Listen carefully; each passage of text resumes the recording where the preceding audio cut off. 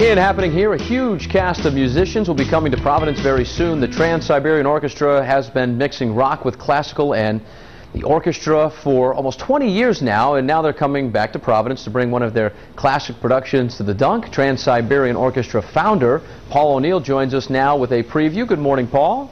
Good morning, Patrick. Good to see you. Good to see you, too. All of my co-hosts here in the studio are doing the air guitar. They're all excited about it. I love your music, and I know you've got a lot of fans now. You're about to embark on a tour of the U.S. and Canada. Where are you starting? I think we're kicking it off in Omaha, and in the winter the band splits in half. We just got finished doing the spring-summer tour of Beethoven's last night, hit Europe for the first time, came back, started, mixing the next album, which should be out next year. And just left the studio. We're in pre-production to kick off the winter tour. And psyched to be in Providence on the 25th. It's the Friday right after Thanksgiving. So, hopefully everybody has the next day off and, the pressure of Thanksgiving behind. Digest the feast from the day before and enjoy the show. The whole intro is different. We're keeping ticket prices between $25 and $60, and so anyone can afford it. Tell us about the Rock Theater. What's the story behind that?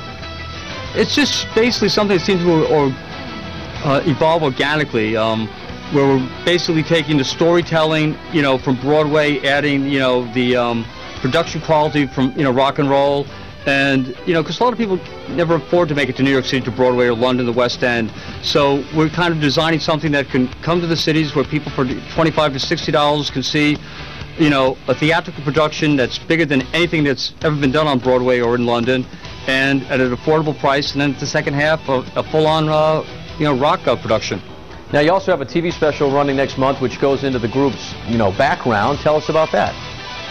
It's we've been basically doing this for 37 years, but Trans Siberian Orchestra, I based it on everybody I worship, the marriage of classical and rock from bands like Queen, the rock opera, which gives a third dimension to the albums, from The Who, and the over-the-top Budget Be Damned, light show from Pink Floyd, which every year we increase the size of and just fog it, light it, blow it up. Just don't let the audience get bored.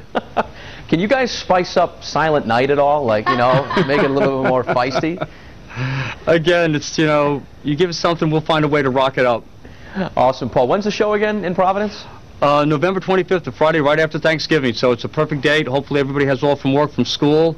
And if not, Patrick and I will be by the side of the stage door faking doctor notes like we used to do in high school. That sounds like a plan to me. Thanks for joining us this morning. Looking forward to seeing you here in Providence in November. And the Trans Siberian Orchestra will be coming to the Dunk right after Thanksgiving. As Paul just said, you can find more about it right now at foxprovidence.com.